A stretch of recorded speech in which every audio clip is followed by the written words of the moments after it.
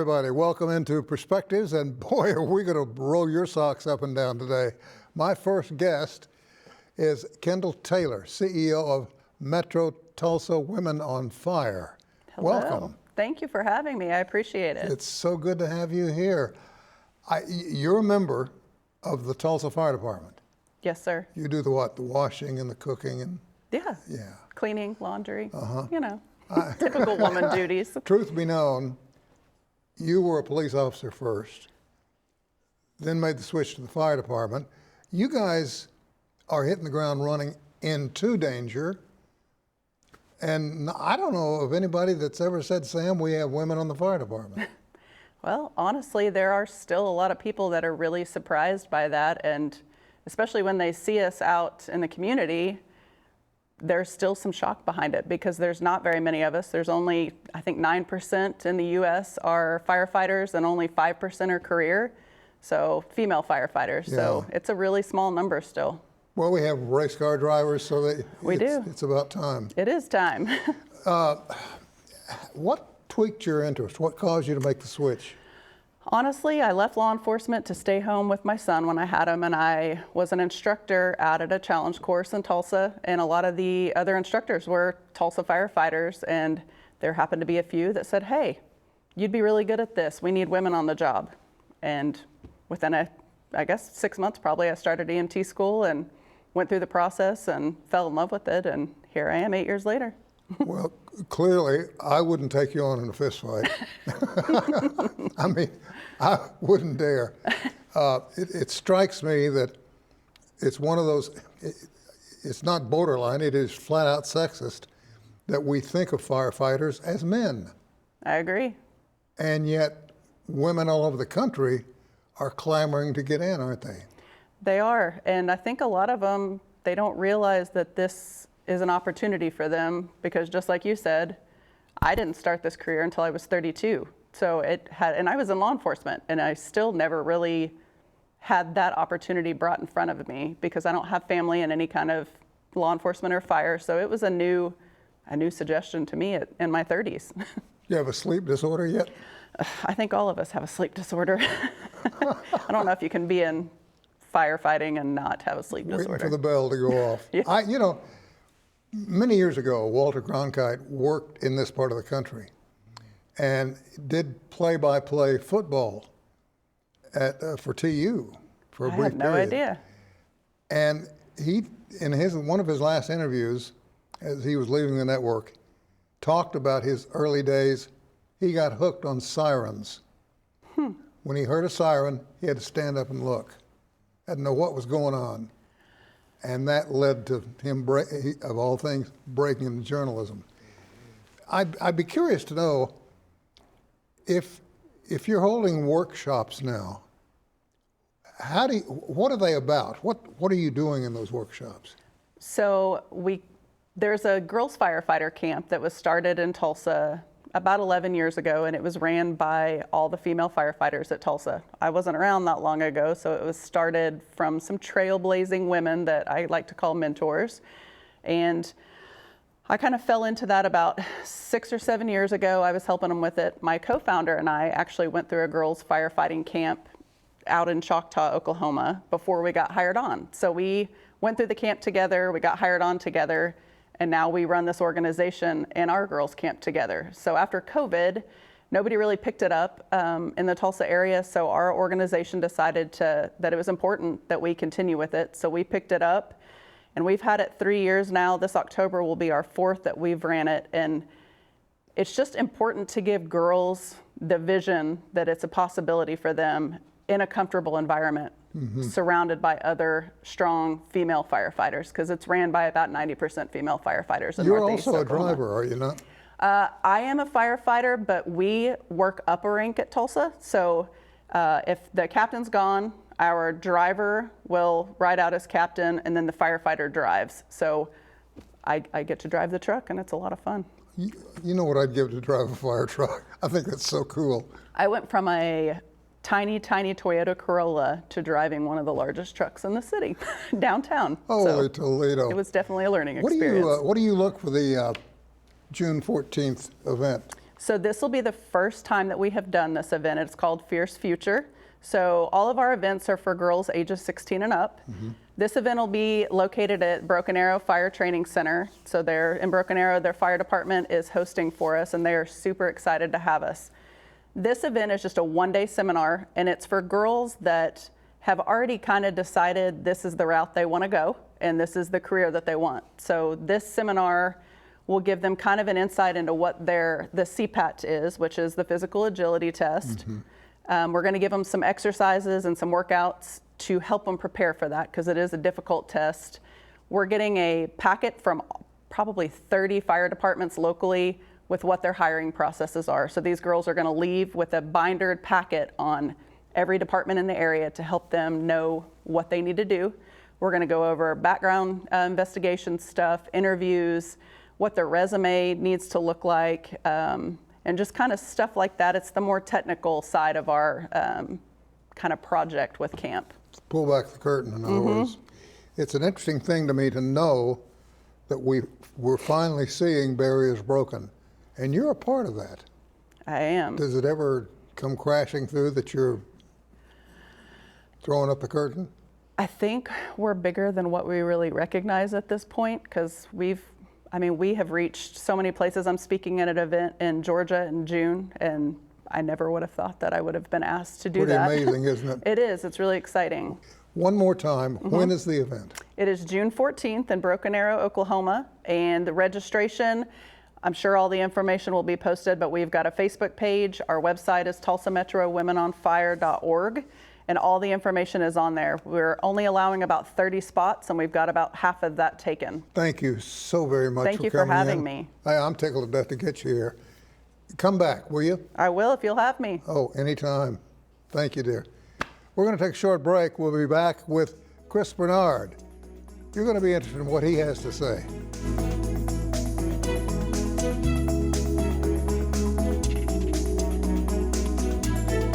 And we're back. Chris Bernard is our next guest, and what he's got under his belt and behind his ears to tell you about is going to absolutely amaze you. He's president and CEO of Hunger Free Oklahoma. What is that? Well, we're a statewide organization. We're not a food bank, right? So we don't touch the food. What we do is we focus on how to build statewide capacity to leverage the resources available to address food insecurity. So what that means is really how do we leverage federal programs? Because about 95% of the food safety net is federal dollars. The other 5% is charitable. Are the federal programs being cut? Well, a few have, and I think quite a few are in danger if you listen to the chatter coming out of DC. So that means that we're working with school districts, we're working with nonprofits, we're working with state government agencies on how do we make these programs accessible, how do we remove barriers, and how do we get them to the people who need them. I have to tell you, about 2 years ago, 3 years ago, the superintendent of schools in Tulsa told me something that just blew me away. And I'm going to get some of this wrong, so I'm going to condense it down. She was talking about hunger in schools. And she said, you would be amazed to know how many children come to school hungry, and the only meal they're going to get is what they get at school that day. You're well aware of that, though, aren't you? Absolutely. So it's 1 in 4 kids in our state is food insecure. And that doesn't mean every kid's going to bed hungry every night. Some are going to bed hungry at the end of the month when their family runs out of food. But it's absolutely true that the healthiest meal most kids get is the meal they're served at school. And for many, it's if their school serves breakfast and lunch, those might be the only full meals they get that day. What's the best way to combat this? I mean, it's the programs that we work on, to be frank. So the largest and most effective anti-hunger program is SNAP, which some people call food stamps. I was going to get into that with you because do you get into SNAP? So yeah, we run a hotline that helps people enroll in SNAP. We have built a network of over 400 nonprofit partners and school districts and others who can help assist people in enrolling in SNAP. We also run a program called Double Up Oklahoma that matches SNAP dollars dollar for dollar up $20 a day with the benefit that only pays for fresh produce. We actually are the recipient of one of the largest federal grants in history of that program, and Really? Oklahoma has one of the largest nutrition incentive programs in the country. We're right now in 38 grocery stores and 31 farmers markets and still expanding. Well, while we're on it, how does Oklahoma compare in terms of hunger to other states? So we are consistently in the top 5 in terms of the worst stats. Is that right? So 1 in 6 households, 1 in 4 children, like I told you, about 1 in 7 seniors. And what we know is these programs work, right? So about 50% of SNAP households have kids in them, about 50% have disabled individuals. It's $1.5 billion coming out of just that program. So then we add school meals, we add summer meals and after school meals. We had this program that we're working on with the tribes called Summer EBT.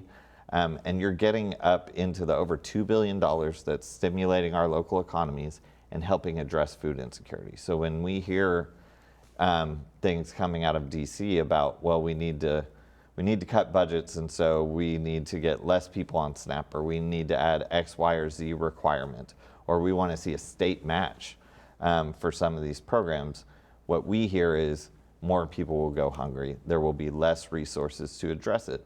And that doesn't just mean hunger. So you talked about kids in school. How do you think a hungry kid does in class, right? Learns nothing. Exactly, like my own kids as well, right? So we know statistically, food insecure kids are less likely to graduate high school.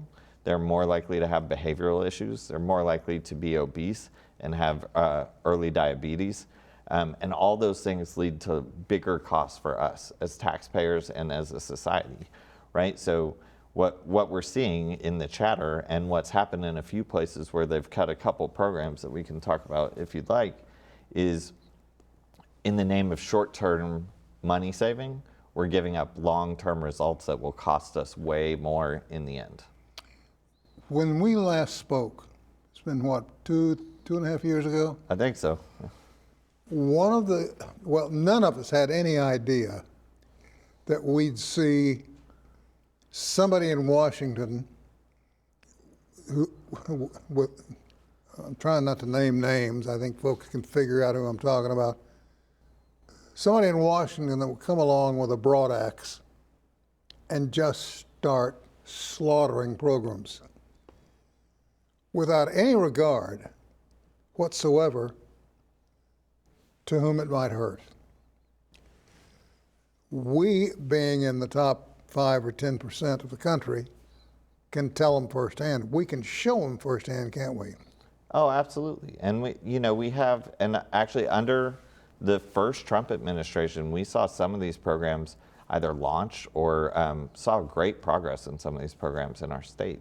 I think of this Summer EBT program, which only became effective after the pandemic. That really came to be under the Trump administration. They piloted that program and now it's permanent. And unfortunately, our state's not running it, but we're working with 5 tribes to run it and serve almost half of the kids in the state that are eligible for free and reduced lunch. So over 200,000 kids.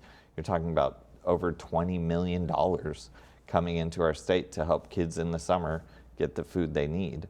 And I think that's the part that's challenging right now is it's a cut first and figure out the problems later. So the Exactly. 2 programs who have been cut so far is local food purchasing for schools, food banks, and tribes, and then some commodities that food banks rely on. So what we know is demand on food banks and food pantries is up 28%. Their supply was only up about 7%. And this cut that supply and it cut support of local farmers, which you brought up pandemic. What we learned in the pandemic is our local food system cannot get food to people. We need to build that. And so these were dollars designed to stimulate farmers and build their capacity for while tribes and food banks and schools benefited from what they grew or what they raised in livestock. And that money went away overnight. So contracts were canceled. Tribes don't have the same access to be able to support local farmers in their communities, nor does the food bank or the schools. We have less than a minute. Yes, sir. What would it take to get the boys and girls in the legislature to focus on this problem? That's an interesting question. So there are some bills that have happened that are good. There's a food is medicine bill in the legislature right now that's going to pass, and that'll help Medicaid dollars help pay for healthy food for people. But there's been a bill in the legislature for 2 years in a row now to feed every kid in Oklahoma for free at school, to make sure everyone had access, because you have lots of kids living on the fringes. And it hasn't even gotten a hearing in the Senate because the committee won't hear the bill. Why? I think you'd have to ask the committee, but we know from public polling that there's huge support for it in our state. And it would go a long way in helping further the education dollars that we've spent. The money's there. We believe so. And it's about priorities, right? Budget is a moral document, so where are your morals? Chris. Hey, thank you. Appreciate you. And I appreciate more than that, more than having you in. I appreciate so much the work you're doing. Thank you very much. We'll get you back again, okay? I'd love that. Thank you, my friend. We're all out of time, but we're going to take a short break, come back with more right after this.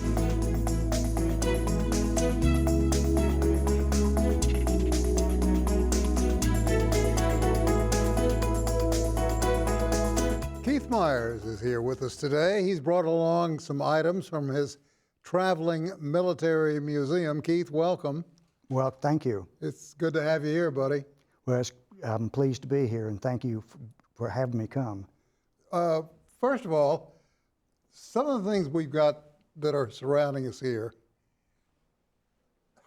I'd be a little curious to know how you got your hands on them. Well, in 1984, the city of Tulsa, with some generous sponsors, decided that they were going to have the second largest observance of the 40th anniversary of Normandy D-Day. And by the way, they did have the second largest.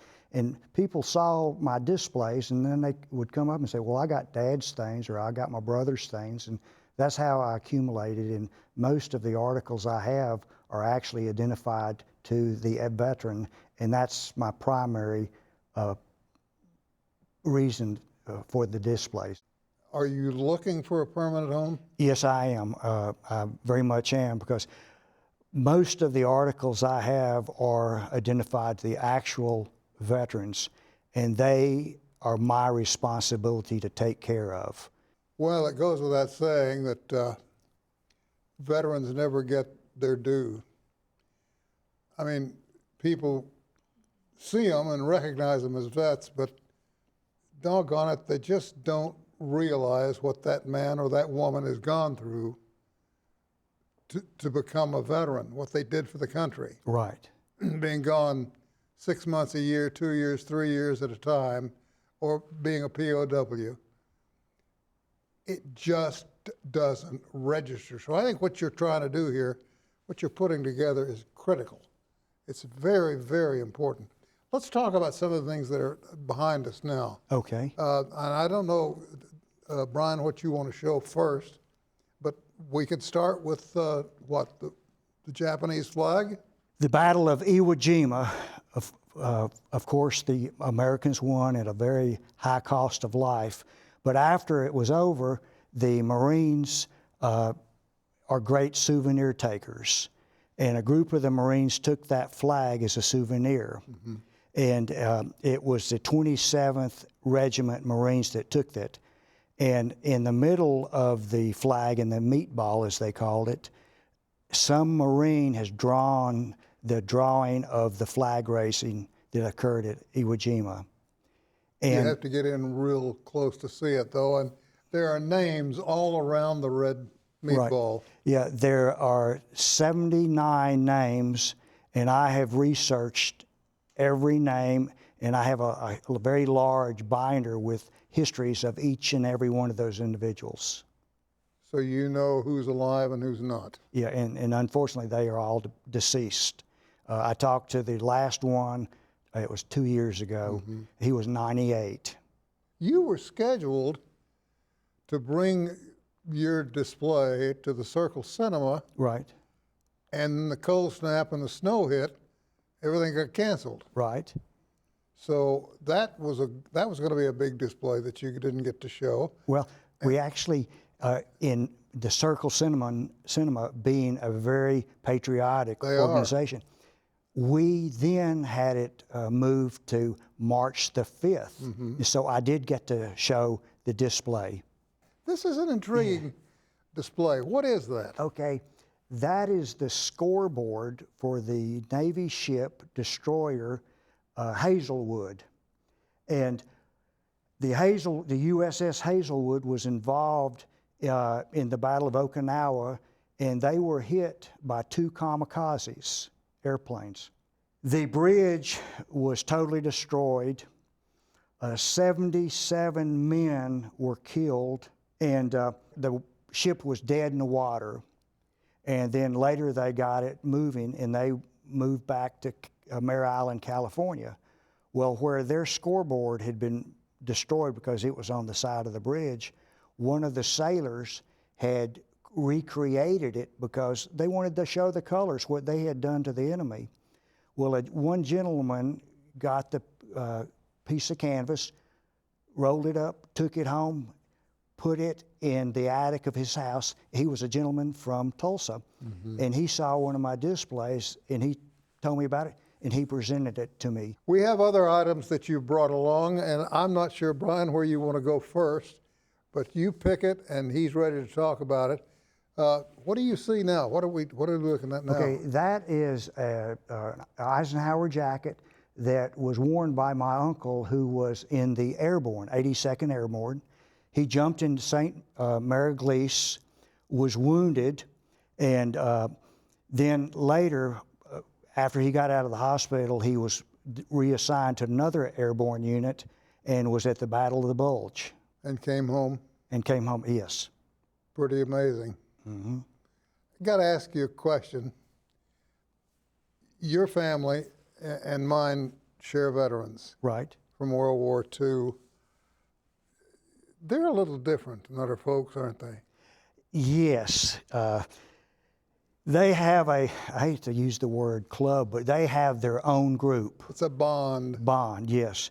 And one thing I mentioned when Tom Brokaw came here to do read the book, tell about the book that he'd written, Greatest Generation. Greatest Generation. I personally think that's when the lock was opened and told the veterans, it's okay, we want to hear about you. You think his book was responsible? I do, really do. Well, he looked over your collection, didn't he, while he was here? Yes, yes. He even shook my hand, and one day I'm going to wash it. This is a bomber jacket. Tell me about it. Okay, this one was worn by a gentleman who was in the European theater and with the B-24 bomber, and they have what looks like little fish on the back. Well, their symbols are representative of bombs that were dropped against the enemy, and the bomb in the middle, there's a B, which indicates that group bombed Berlin. So they were involved in some pretty heavy bombing. Yes. Well, so many of those missions, the young men that wore those jackets never came home. What about some of the uniforms that are behind us? Okay, over there in the corner, over that way, is a uniform that was worn by a Tulsan. He was a survivor of Pearl Harbor, and he was with the 1st Division, Marine Division, and later he was at the Battle of Okinawa. And when he came home, he joined the 1st Oklahoma Highway Patrol class after the war. And he, like a lot of the buddies I met, were phenomenal people. They never bragged about what they did. They just did their job and came home. I do these programs primarily for schools, retirement centers, civic organizations, and I'm the best price in town. I'm free. And now it's time to find it all a home. Yes, it's time to find a home. Thank you, my friend. Okay, thank you. Keep us posted. Okay, thank you. Well, we're all out of time. We're going to have to kick it down the road a little bit. We'll see you back here next time.